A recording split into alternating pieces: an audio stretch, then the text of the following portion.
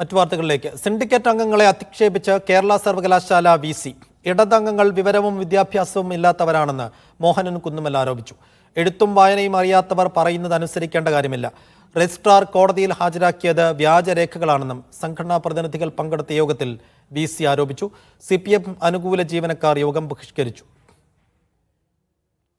വിജിൻ വായാന്തോട് വിശദാംശങ്ങൾ നൽകും. വിജിൻ, എന്താണ് സർവകലാശാലയിൽ നടന്നത്? ആ യോഗം ഇപ്പോഴും തുടരുന്നുണ്ടോ?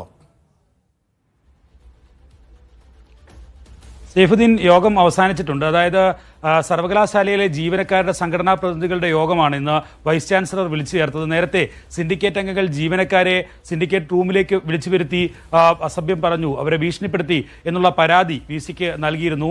അതായത് കോൺഗ്രസിന്റെയും ഒപ്പം തന്നെ BJPയുടെയും അനുകൂല സംഘടനാ നേതാക്കളും ഒപ്പം തന്നെ CPIയുടെ അനുകൂല സംഘടനാ നേതാക്കളുമാണ് ഇത്തരത്തിലൊരു പരാതി നൽകിയത്. ഇതിന്റെ അടിസ്ഥാനത്തിലാണ് VC ഇന്ന് സംഘടനാ പ്രതിനിധികളുടെ യോഗം വിളിച്ചത്. അതിൽ CPIM അനുകൂല സംഘടനയായ സർവകലാശാല എംപ്ലോയീസ് യൂണിയൻ ആ യോഗം ബഹിഷ്കരിക്കുകയായിരുന്നു.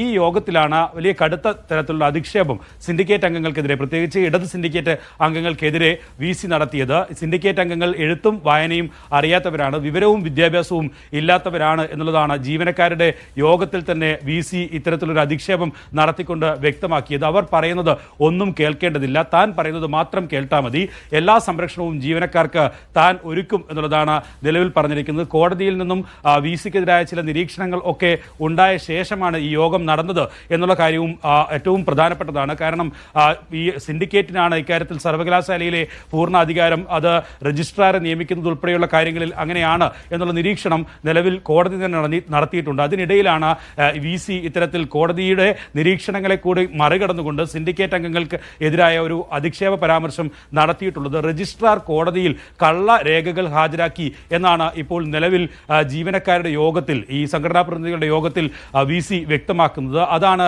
കോടതിയിൽ കൊണ്ടുപോയി അനിൽകുമാർ നൽകിയത് എന്നുള്ളതാണ് VCയുടെ പുതിയൊരു ആരോപണം എന്ന് പറയുന്നത്. ഇങ്ങനെ കടുത്ത രീതിയിൽ ഉള്ള ഒരു അധിക്ഷേപ പരാമർശങ്ങൾ, അധിക്ഷേപം ഒക്കെയാണ് നിലവിൽ VC സിൻഡിക്കേറ്റ് അംഗങ്ങൾക്കും ഒപ്പം തന്നെ വിമർശനം രജിസ്ട്രാർക്കുമെതിരായി ഒക്കെ ഉയർത്തുകയും ചെയ്തത്. എന്തായാലും നിലവിൽ അതിന് തൊട്ടു മുമ്പാണ് സിൻഡിക്കേറ്റിന്റെ ഒരു സബ് കമ്മിറ്റി യോഗം. അത് വിദ്യാർത്ഥികളുടെ ഗ്രേസ് മാർക്കുമായി ചേരേണ്ടതായിരുന്നു. സിൻഡിക്കേറ്റ് റൂമിന്റെ താക്കോൽ നൽകാത്തതിനെ തുടർന്ന് സിൻഡിക്കേറ്റ് സബ് കമ്മിറ്റി യോഗം നടത്താൻ കഴിയാത്ത സാഹചര്യത്തിലേക്ക് എത്തുന്ന കാര്യങ്ങളൊക്കെ നമ്മൾ തന്നെ റിപ്പോർട്ട് ചെയ്തതാണ്.